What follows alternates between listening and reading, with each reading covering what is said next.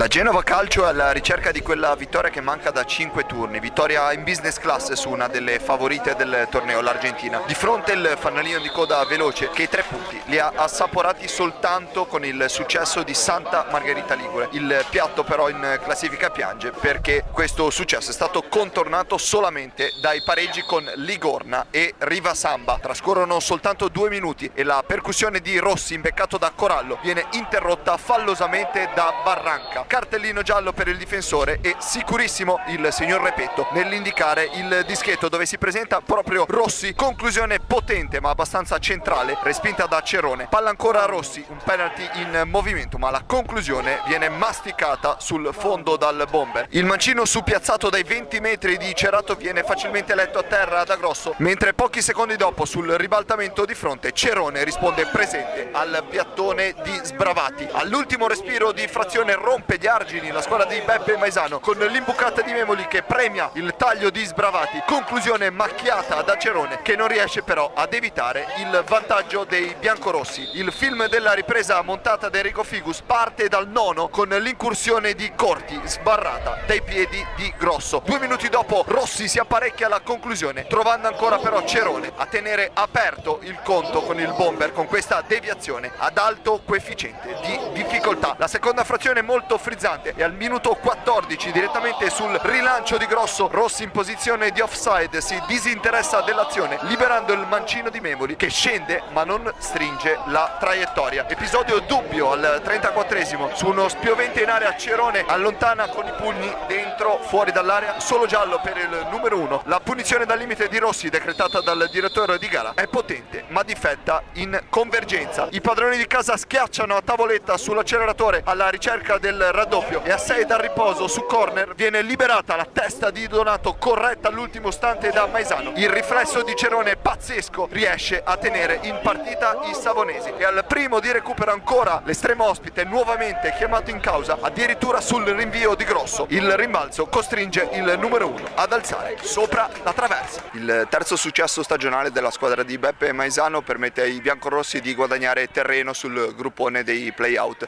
mentre per quanto riguarda la veloce troppo sterile la reazione, se si pensa che Grosso è stato chiamato in una sola circostanza alla respinta, forse un po' troppo poco per una squadra chiamata a risalire la classifica.